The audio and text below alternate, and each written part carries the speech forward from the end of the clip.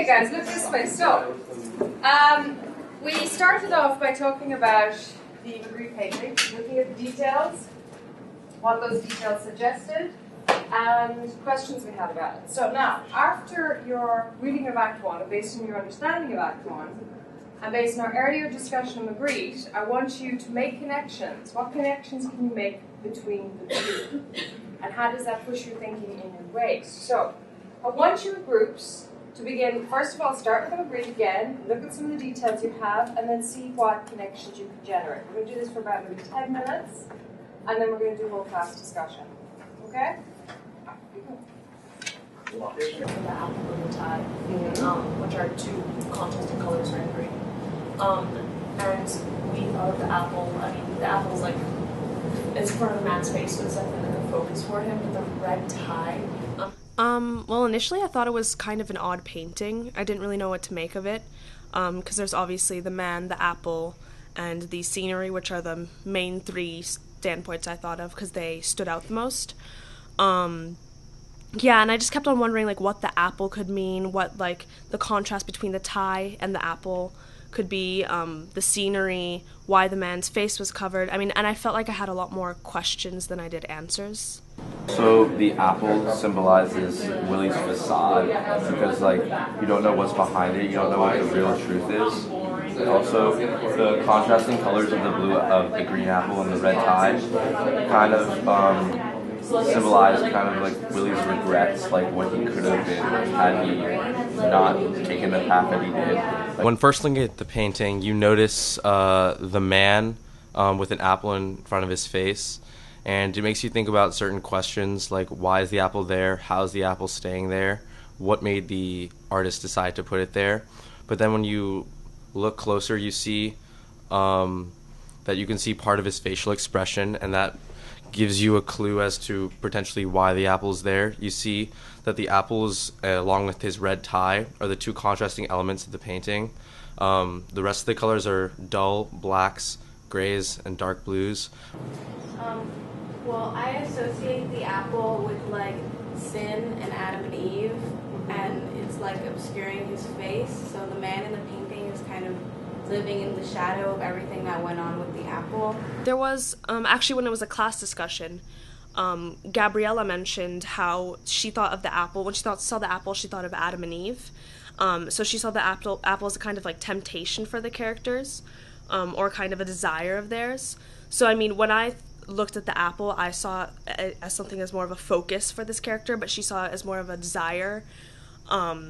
Yeah, which was interesting though, because I hadn't thought of how it doesn't necessarily need to be something that the character is fixated on, but something they want. Okay, how are we doing? Let's write this down. You can make some notes, we're going to share them, and let's just pose the ideas. So what have you got? You went through the scenery, other connections, storm clouds. What do you think about the storm clouds? Well, how it's like foreshadowing, because the waters there's like storms, but foreshadowing approaching. Yeah. Well, based on the visual, definitely Willy Loman, as well as Biff, as I saw the apple as his, desire or his, like, need to be happy, whereas, all the ominous, like, the gray sky, I saw that as, like, foreshadowing something coming, something bad about to happen. Yeah, and I saw, like, the apple kind of, like, because it's so fixated and just right in front of the man's face, I saw that as, like, the only thing he sees. You can especially see that through, like, the last scene of Act 1, where, despite Linda, his mother's, telling him that he needs to be there for his father, he's so fixated on himself. All he can do is focus on how he wants to be happy, he wants to go move out to the ranch and not fit this form that this path that his father's trying to make him take. After looking at it for a while, you begin to see the similarities between the man in the painting and Willy Loman. First of all, the attire that the man is wearing definitely resembles the attire that would be worn at the time period where Death of a Salesman was written. Furthermore, when looking at the painting, you see the apple obstructing his face, and that definitely connects to the book where Willy Loman hides his true failures from his children. to try and uphold his favorable image, their favorable image of him. Yeah, Willie's life, because because he's jealous of Ben and you know, Charlie, because Charlie is more successful and his son is more successful than he is. So the green light, the kind of greenish tinge of the apple probably, or could connect to the jealousy in a way. Yeah, Vishal definitely talked about the green apple symbolizing envy, and that was something that stuck with me because it was just another way of thinking. It was the only person that thought about it in that way, and it definitely makes sense. We also thought that the painting is mostly really realistic, except for this one sort of surreal, bright, unclear fruit that's right in front of his face, which is sort of like how. Also, Sophia mentioned how the apple has a really surreal aspect to it, which I mean was obvious, but it wasn't something I clearly formulated in my head, something I'd clearly stated in my mind. And she connected that surreal aspect to Willie and how he lives this surreal dream while everything around him is reality. So no, yeah, those two ideas definitely opened my thinking. The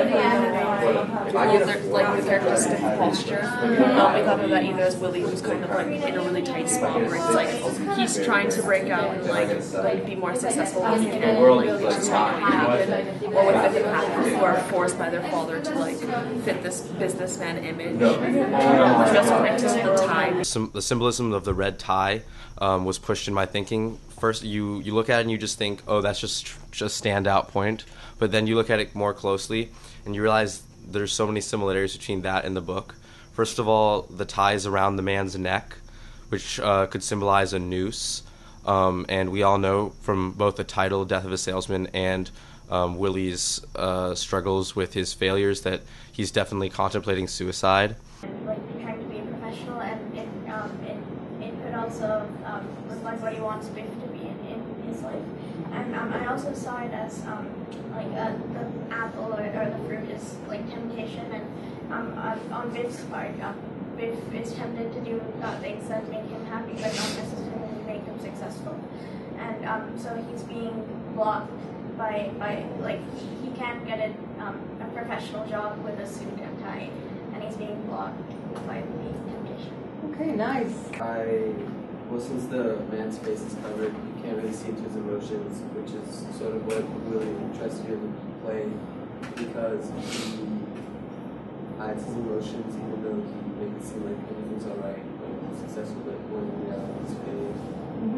Well, everything I saw in the painting, I kind of saw as a foreshadowing is what's going to happen. So when I saw the wall, I saw it immediately as, in the painting, I thought of it as a wall that has a cliff on the opposite side.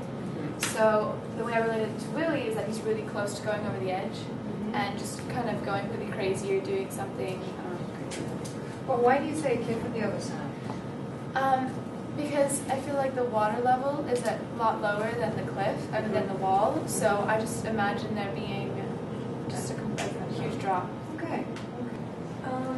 Well, we saw that the sky is gray and ominous, but the water is really calm, and so that makes kind of a contrast, which is Willie's contrasting thoughts and contradicting things he says.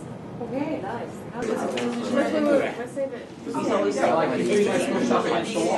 No, Freddie's got a point. What? How do you extend it to? Because disillusionment is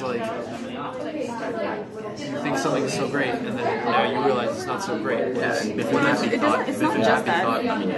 That's what disillusionment is. What's the definition of disillusionment? If an happy thought. It's when you have an illusion and then you don't have the You have an illusion and then it's not that. So Yeah, but how does the apple? It's not that. Maybe it is. Well, that's not what you said though. You're just saying the apple hides his face.